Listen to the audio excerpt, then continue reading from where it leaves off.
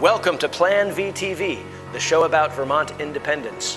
With the United States no longer a functioning republic, but an empire that is out of control, is it time for decentralism and nonviolent secession to take place in Vermont and all 50 states? And now on to the show. Welcome to Plan VTV, the show about Vermont independence, where every citizen is an entrepreneur and every entrepreneur a citizen. I'm Rob Williams, publisher of VermontIndependent.org, and with us today in the MRV TV studio is Amy Tedisco. Hello. HartshornFarm.com. You got it. So Amy, so glad you're here. Thank you, Rob. It's fun to be here. It's fun to have you. And you and I have known each other a long time. And every time I feel like I catch up with you, you've got some new fantastic project going on. But before we get to that, Yes. I always like to ask folks on the Plan V TV show, how did you find your way to Vermont? Tell us about that. So I meandered my way here. Meandered. Yes. I grew up in New York City, and I got to come up to Vermont periodically with my dad and stepmother when they would rent a house in Vermont. But usually it was southern Vermont, Stratton, Killington area. So I didn't really actually get up this far. So you were a city kid, huh? I was. Wow. Private school, city kid. Wow. Yeah. So Manhattan. yeah. My mom still lives there. The sort of the anti-Vermont. Not in Yeah. a negative way, but Right, no, very I mean, it different. was so not a fit for me. Right. I mean, I really lived through the Waltons and Little House on the Prairie. Nice. You So know, when you came to virtually. Vermont, you felt like, yes. Home, yeah. I mean, I really did envision myself living on an organic farm, and ironically, I've been doing that now for about You 9 are. years. So as a kid, you felt, Yeah. wow. Oh, totally. Yeah. You know, I mean, the whole growing of food and having animals and just the, beautiful landscape. I'm too sensitive to my surroundings. So growing up in Manhattan, I was so aware of the concrete, and it was the 70s, so it was dirty and much more crime, and the park didn't look pretty like it does these days. And yeah, so I was really impacted by all of that noise and the people. And so luckily I had friends that had country houses. So I got to escape, for weekends here and there. And then in the summertime, my dad and his second wife would rent a place in Long Island. So I'd get the Long Island thing in the summer and the Vermont thing in the winter. Wow. So after college, I ended up in Boston for a couple years, and then north of Boston for, I guess, a total of 20 years altogether. That was sort of my bridge to living in Vermont, because for me, Boston seemed like this quaint town. After Manhattan. Wow. And then I finally moved up here in 2001 with my former husband, Paul, and my daughter, Diana. That was the same year that we came to Vermont, actually. Oh, no kidding. I didn't know that, 2001. Yeah. And you were living, as I recall, in Huntington? Correct. So we lived right? 1 year in Heinsberg renting. Over the hill? Yep. And then it's kind of interesting, we had house set for Enid Wonnacott, the executive director of NOFA. NOFA, right. And she has this beautiful place in Huntington. They had horses and sheep and chickens, and it was just so wonderful. You felt like you were home? I did. Yeah. I mean, Diana and I would bring, what they call the goobers, were the food snacks from the house, like bread and veggie clippings and whatnot. Right. We'd bring them out in a bucket to the chickens, and they would all follow us. Right. And I just thought that was hysterical. Yeah. I loved it. And I bet Diana was super into it as well. She was, especially the horse part. Right, as a kid. So so from Huntington, how did you find your way over here, over the hill, to Mad River Valley? Actually, it was through Match.com. Well, yet another victory for Indeed. Match.com. Yes, Yeah. I was one of those. Yeah. Well, we were one of those. That reminds me, we need to do a whole show on online dating in Vermont. Oh, I think it would be so maybe you can hysterical. come back and we can talk about that. Sure. But I mean, I had a very brief stint. I have to say, it was not a particularly wonderful experience, other than meeting Dave that way. Yeah. But man, I just felt like I would write this profile, and only he and maybe one other person that I recall even seemed to read and reflect what it was that I was looking for. Right. Right. Welcome to online dating in the hinterlands. Exactly. Right? Yeah, that's funny. So you met, I'm sure a lot of our viewers know Dave Hartshorn. Yep. The And legendary. you pronounced it correctly too. I've known Dave You've been a around while. for a while. Yeah, but of course of Hartshorn Farm on Route 100, and so yeah, you two started dating. Is that right? Yep. And then you found your way over to the valley. Correct. So great. And now you you have built this really beautiful house on the hill overlooking the farm. Santa Davida, hartshornfarm.com. Yeah, right on forget Route the Santa 100. Davida part. It's just the Just hartshornfarm.com. I always know liked you Santa. I always you liked like Santa that. Davida. I did. Yeah. But all right, hartshornfarm.com. Yeah. So talk a bit about what's going on down there. I mean, again, it seems like every time I turn around, there's some new event. It's true. Yeah, talk So about that. especially over the past 2 years, we've been really building a lot. So we added these 4 food festivals, the maple, strawberry, blueberry, and pumpkin. So we've done 2 seasons of those. Nice. Yeah. And when you say festival, what do you mean? So food festival, really, it's the focus is whatever that particular fruit or vegetable is, or in the case of maple, not either. Right. Tree sap. Exactly, tree Yeah, sap. And so people, for maple, for example, people come and they watch Dave and his dad produce the syrup. And so the sap is in the tank and the steam is, billowing with the beautiful sweet fragrance of maple. And then in the actual farm stand, because the old farm stand has become the sugar house again. Right? So in the newer farm stand, we have things like maple cotton candy, maple creamies, everything maple.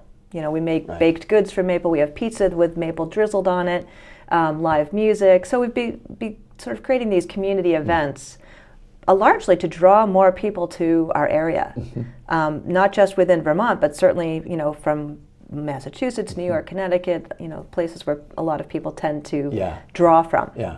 I have this game I play whenever I drive by Hartshorn Farm, right on Route 100. I always check and see what the license plates are. Where the license plates are from. It's very interesting. fascinating. Yeah, and there's always a lot of locals, of course, but a lot of Vermont plates, but there's always plates from places I wouldn't necessarily Oh, predict. I know. We've had people from California, Florida, Texas, with their license plates, not just having flown here. Right. It's right. really They've driven. wild.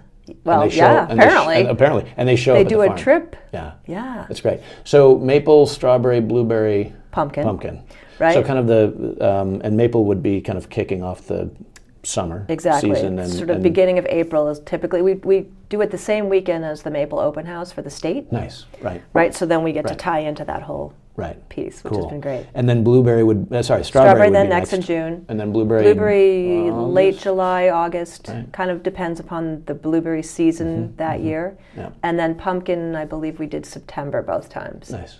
Yeah. And you also have animals too. So we do. We've got 2 horses, and we're going to be adding some pygmy goats, the cute little ones, and bringing chickens back, hoping that our predator situation isn't going to be as well. I know you guys, when the yaks were there, were you present the day that the fox came and grabbed the chickens in the daylight? Lots of chickens. Oh yeah. Unreal. Yeah. So we were basically raising chickens to feed foxes. Exactly. For a while. Yeah. Yeah, and so you're going to bring chickens back. So particularly because the food and farm tours that I'm going to tell you about, one of the pieces I want for people, just visitors to the farm as well as tour participants, is the connection of, being able to visit with the chickens, collect eggs, and then turn the eggs into something like pancakes with maple syrup, or, so building these connections of where our food comes from, how it's grown, how it tastes when it's really good. Yeah, local eggs are the best. Hyper local eggs. Exactly. So really part of your vision then, it sounds like, is to offer people a real kind of hands-on experience. So when they Yes. drop in, they're not just buying stuff and leaving. Correct. So on the website, I even put educational experiential farm, because Nice. that's really what we've been trying to do. So we've added the kids camps too. We've had that for the last 2 seasons, and the first year we had just 4, and last year we had 9. Wow, nice. So that grew. Nice. And it's kind of neat because I had been doing those personal growth and wellness retreats, and I found that there was just so many people doing retreats, so many life coaches, even though these programs seemed to be remarkable for the people that had participated, they were so hard to sell. Right. So what I've done is I've weaved some of those elements into even the kids camp. So this past year, not only did we do the herbal focus with Helen Ward, which was fabulous again. Yeah, we need to get her on the show. Totally. And Janice Cooper. Yes. So we took, and Keith came up actually to do a piece about the work with the kids and Janice and the horses, and for that particular day during farm camp. Nice. And they loved it. So I'm Nice. thinking this season's farm camp will probably have more of the herbal horse focus. Strangely, even though it was a farm camp, the kids were not as inclined to do the vegetables and fruits this year as they were last year. Oh, that's They interesting. were like, oh, okay, we'll pick carrots. How do kids respond to the farm experience? Amazing. Yeah. So it was such a different crew this year than last, even though we had two of the same girls from the first season who loved vegetables. They would have done vegetables again. But the newer girls and one boy, they were like, oh, we really love the horses and the herbs, not so much with the vegetables. That's funny. Like, okay. Right. So we add a lot of different elements into the day. So cooking was part of it. We made our own pizza. Everybody got to have their own dough and roll it out and make it into shapes that they wanted. And there's an oven down there. Yes, we've got that So, incredible yeah. flatbread oven that Johnny Summers and his crew built. So Right that's there. been It's like- invaluable. yeah, you pull up. Yeah, right in the middle of the and farm stand. There it is. Yeah, for people who haven't been, it's pretty remarkable. What's super cool about it too is that what it was made out of are largely materials from the farm land. Neat. So there's sand inside that you can't see. That's underneath the brick. The brick. If you look inside the oven, you'll see the brick, which holds the heat. But underneath it is a whole bunch of sand that also holds the heat because you start the fire in the middle of the oven, like 4 hours before you want to use it, and then it gets all those bricks and everything up to temperature. And then you push the embers back Right, towards coals the back. back. Right. And so even I forget what the type of wood was that they used to create the dome before we put the clay on it. Yeah. And then in the clay was mixed straw, sand, and water, all from the farm. And so we had I don't know if you remember the I Love Lucy show where Ethel and Lucy did the grape stomping. Yes. So we did the same type of thing with Oh, the clay. nice. Oh, that's hilarious. It was fun. It's almost like a cob-ish kind of material, Exactly. right? Yeah. And there's a super cool story too. There's at the front of the oven, at the top of the opening, there's this tiger's eye heart stone. And so I had been collecting stones at that point, and David actually suggested, oh, why don't we put that stone in above the opening? I was like, oh, what a great idea. Yeah. So then Johnny Summers' wife, I can't remember her name at the moment, Can't either. Yeah. picture her perfectly. So she had come up with two stones that she had stepped on in the clay as she was, moving it with her feet. They were both heart-shaped. Wow. And she saw the tiger's eye, and she said, oh, could I put those on either side of it? She said, I was thinking about the fire call that I was on last night. Or I guess she was an EMT on a fire call. And so somebody had had a fire, but thankfully nobody died or was seriously injured. But as she was stepping, she had felt those stones under her feet, and then amazingly they were both heart-shaped. So we put them on either side to sort of transmute the negative energy of fire into something positive. Wow. So that was kind of a cool little That's neat. side that not too many people know. Well, what I love about hartshornfarm.com, I want to keep reminding viewers of that website. Both you and Dave are very intentional Yes. about how you kind of approach everything, which I've always sort of appreciated. And I think you complement each other well. Thank you. And that's kind of a neat element of what you do. Yeah. So 4 festivals, animals, the pizza oven, the Summer farm camps. stand. Oh, we also had farm-to-table dinners now that I Oh, remember. okay, go on. Do Yeah, tell. so we did one each season, and we haven't really figured out how to make this work because we did all the cooking at the same time as we were trying to share information with people, so that became a little bit That's a too lot. much. Yeah. Where So- did you set those up? So we actually did that in the farm stand. We I had missed long that. tables with tablecloths Oh, that's and awesome. real, settings with wine glasses and everything. And they were so much fun. It was just a tremendous amount of work. Yeah. So we got, excuse me, have to figure out another model. Was it just the works two of better. you doing that? Yeah. Yeah, it seems like maybe if Craziness. you hire somebody to Yeah, help. hire a chef, and then we can be the entertainment. Actually, Yeah. part of what inspired that was the Round Barn. 2 winters ago, I think it was, they were going to have a snowshoe to their cabin dinner, but there was no snow. Ooh. And so they were in a panic, and they called Dave, hey, can you come up and do a presentation about maple?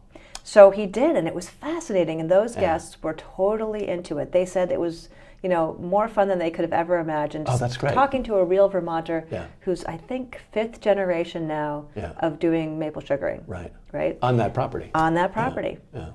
So Oh, we that's did so it neat. again a second time, and I told him to bring props this time. So Right. he told the story of how maple syrup was discovered by the Native Americans, Yeah. and even like chopped into a tree stump to show what they had done, that's and all awesome. this that kind of cool. So that sort of inspired us with this idea. Not that tons of other people aren't doing farm to table dinners around the state, but this whole experience of talking to farmers about all things food and eating a really great meal that's being produced from the food right there on the farm. Oh my gosh, that's amazing. Yeah. So for those of our viewers who are interested, how do you advertise hartshornfarm.com? Is there an e-newsletter that people can sign up for? There is a way to sign up for a newsletter. I haven't been great about sending out emails. I'm much more present on Facebook. So we have a Facebook page. Yes. For And Hartshorn that's Farm. Hartshorn Farm. Yep. Okay. And it's HARTSHORN. Right. Spelled like Hartshorn. Right. And we'll put that in the wraparound text for the video. Perfect. So Facebook. Yeah, Facebook is a great place because it's very interactive. Yeah.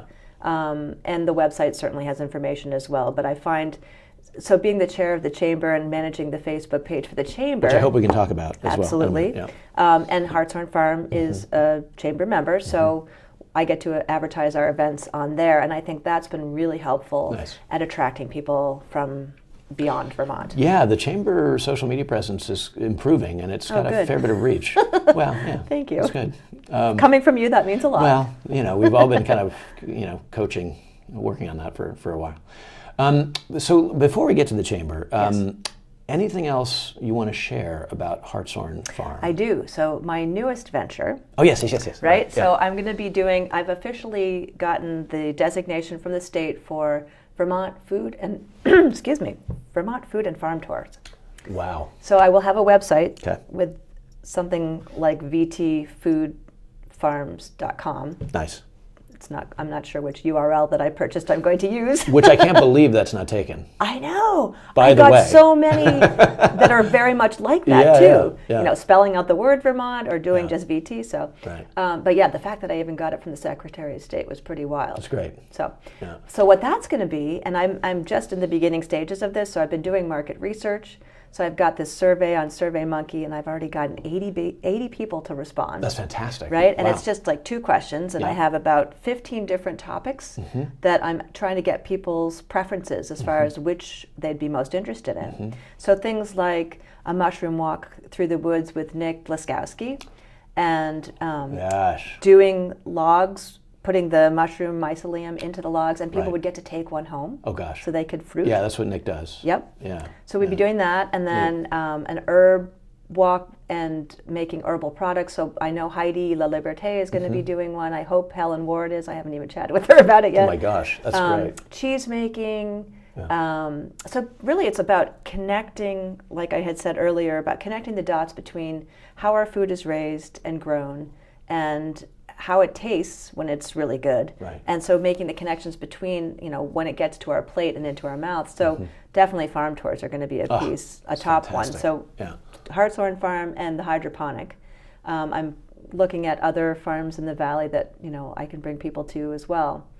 So I'm very excited about this. So this would actually be sort of a roving, mobile experience. Exactly, because it won't be just located on the farm. Yeah. I will be the guide taking people to these different locations, weaving in, I have, a ridiculous amount of information that I've accumulated over my lifetime, really, because my first job in the food realm was at a natural food store when I was like 14.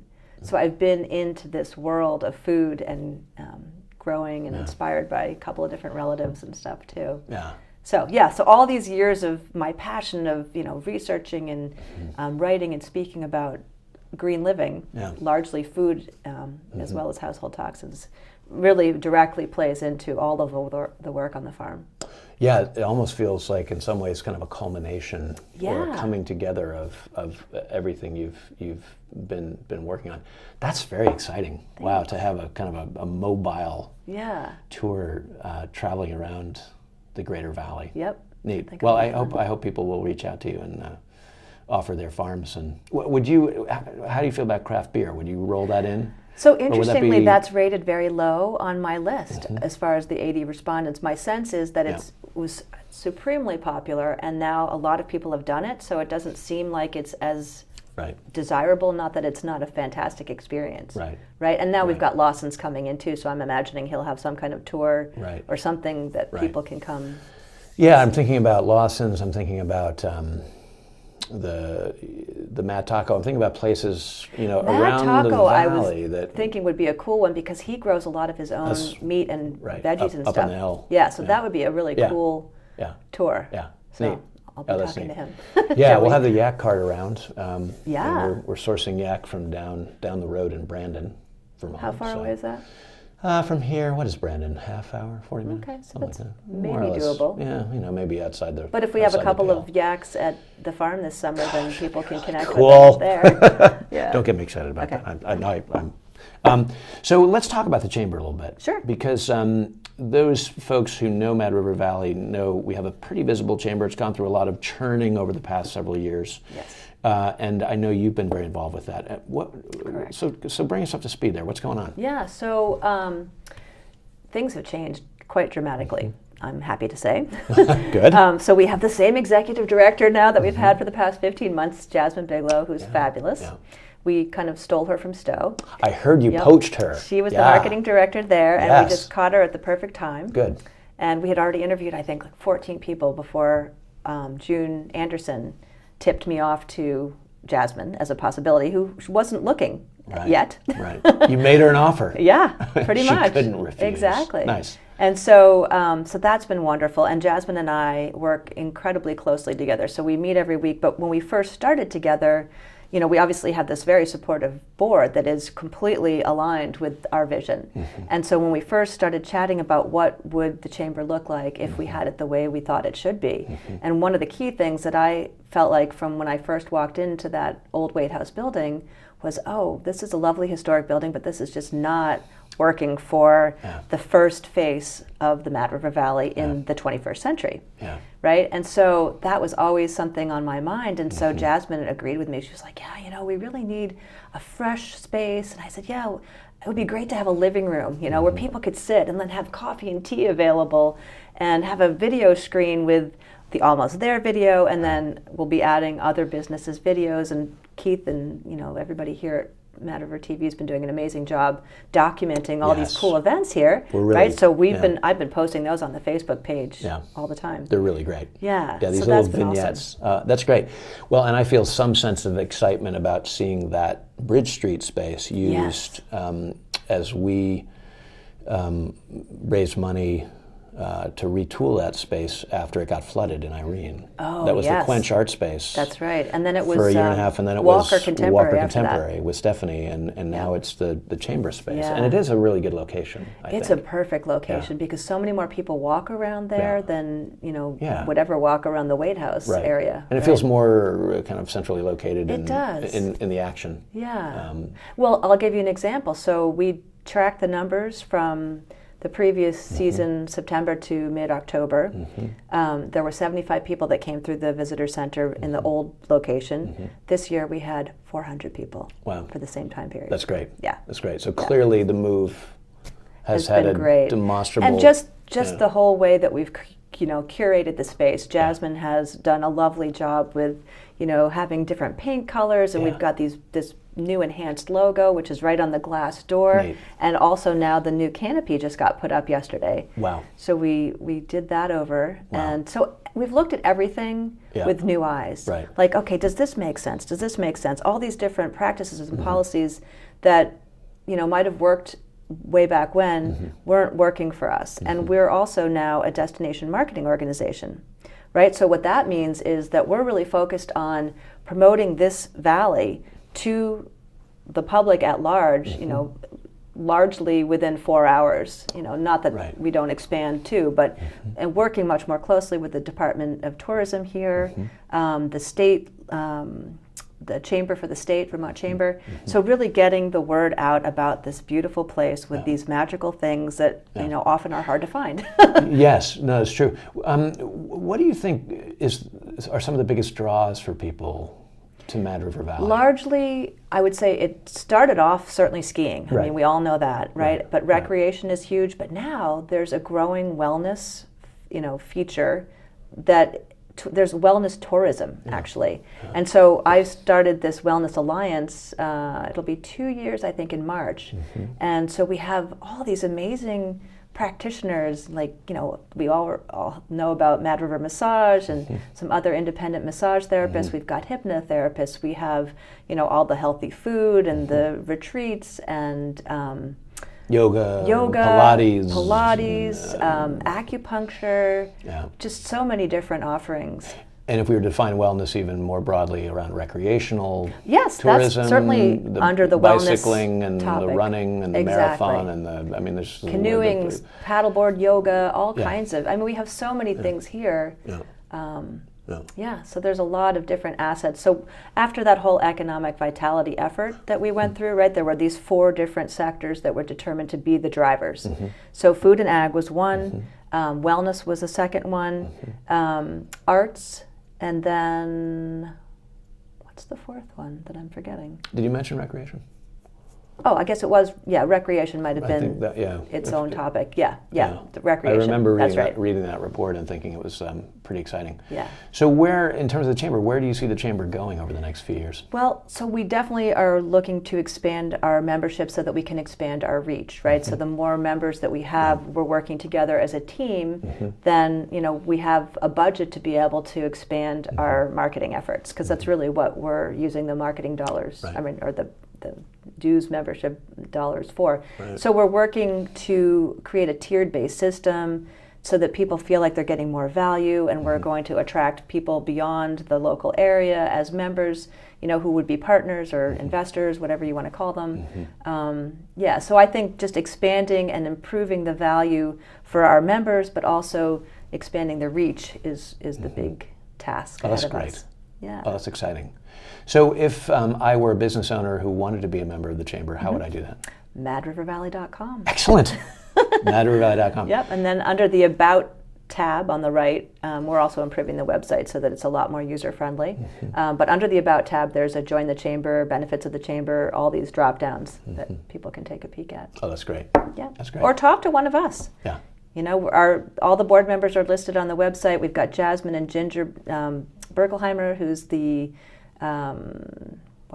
what's her title? Member Services Coordinator. Oh, nice. Yep. Oh, for the she's chamber. Fabulous. Oh, good. Oh, that's yep, great. Yep. She's a wonderful. The partner of our very own Keith Exactly. Berkelheimer, who's our leading the show here. So at she's Mad our. River TV. She and Jasmine are our staff. Wonderful team that we've that's got great. there. So, Oh, that's great. yeah. Very cool. So remind us of the website one more time. So MadRiverValley.com. Really easy. That is really easy. We can handle that. Yeah, and we have the Facebook page too, which has been remarkable to see the responses, the comments about different things. Yeah. I posted a picture of babies in pink jumpsuits in sap buckets hanging on a maple tree. I think that got 20,000 views. Oh my gosh. It was insane. People are into it. Yeah. Oh, that's good. They love anything that's quirky, Vermonty, like cows stopping traffic. All of our out-of-state always folks a big hit. love that Yeah. sort of stuff. Oh, the cows. Yeah. No, it is true. I mean, I think those of us who've lived here a while sometimes take for granted the difficult and bucolic nature of rural life. Yes. in Well, I Vermont. can And, attest to that. Or yeah. Dave would certainly tell you when he's on his tractor on Route 100. It is crazy. It is crazy. People passing and just there's this intolerance, I think, even among Vermonters, not necessarily those that have grown up here. Right. I think they've come to Right. learn that is something that you need to respect and be careful. Right. But people are in a rush. They're in a rush. And, Can't be bothered to stay behind a tractor. Maybe our job in Mad River Valley is to slow everyone down. I think little so. bit. I think so. Yeah. Yeah. Especially wintertime. Oh my gosh. Right? Because not everybody's got snow tires or studded snow tires. Right. Right. And even with those, that they're not fail-safe. Yeah. So slow down on the roads and slow down in here yeah, as well. that's really It's like a spiritual key. slowdown. right. That's the whole wellness, the respecting our beautiful landscape, and Yeah. Can I ask you a political question? Sure. How do you feel about Vermont independence, broadly defined? well, I guess We always end with this question. Yeah, so I'm not sure I understand how it would work to actually separate Vermont from. I mean, if we went and joined Canada, Or that might make sense. or New Acadia, which would be the New England states and the Canadian Maritimes. That's a positive. well, So yeah. here's my real answer. So I feel like for us, the task is getting things right from a leadership perspective in the state of Vermont. So actually, one of my other little side projects. I knew we were forgetting something. I know, I forgot this. So Yeah, so I came up with this idea that I wanted to continue the retreats on some level, but I wanted to focus on leadership. So I thought, wouldn't it be cool to have the 3 select boards do a leadership retreat? Yeah. And we'd go up to Janice Cooper's place with the yeah. horses, so an equine assisted one. Ooh, So wow. that's what we're working on. We've already gotten the Waitsfield board to say yes, Of course, Waitsfield which was leads the fantastic. charge. Sorry. Yeah. And so yeah. now I've got to just go present to Fayston and Warren. I've already talked to some of the board members who seem to be all for it. So, that's a neat idea. So in the spring, Yeah. my hope is that we'll have the 3 select boards working together, doing this amazing leadership retreat with Janice and me and the horses, Oh, that's great. and taking away these lessons that will help them be better leaders, better communicators, better listeners, figure out how we can work to better this valley, but the state. So my hope is that if it's successful, that we'll take this to other leadership organizations around the state. Ideally, I'd love to go to the legislature. That'd be great. Yeah. Yeah. Because I feel like, we need to get this right. We have great people here, but we all have human qualities, right? Yeah. And so some of those human qualities, ego, for example, gets in the way. Yeah. And so when I think about sort of the idea of seceding, I think, well, we kind of need to make sure we got it right and really elevate the level of leadership for everybody. Maybe we'll be a model for that. Well, and I appreciate how you're not starting at the top, you're starting at the bottom in the sense of Exactly. starting as locally as possible. And I think Right. a number of us, certainly in the Vermont independence conversation, feel like kind of the grassroots leadership emerging is the way to go. Bottom up I rather think it's than the top only down. way, really, because we don't have as much control over what's happening, certainly in Washington, Right. right? Right. But we do have some influence in our local community. I would hope so. I hope. It seems like we do. Yeah, and I think we do. So just to remind our viewers one more time, so madrivervalley.com Is for the chamber. for the chamber and Yep. hartshornfarm.com .com for the farm, for the rest of it. for everything else. Exactly. Yeah. Well, it's been so great having you. Thank you, Rob. Yeah, It's been a pleasure. Yeah, and I hope folks will reach out and be in touch. And Merry Solstice, Christmas, Hanukkah, Kwanzaa, New Year. Indeed, all of those things. Yeah, to you and yours. You too. And see you for dinner tomorrow night. All right. Cool. Sounds great. Thanks, everyone. You've been listening to Plan VTV, the show about Vermont independence, where every citizen is an entrepreneur and every entrepreneur is a citizen. Find out more at vermontindependent.org. Wishing all of our viewers a Merry New Year, and we'll see you in 2018. V for Vermont. Plan VTV. Find out more at www.vermontindependent.org. V for Vermont.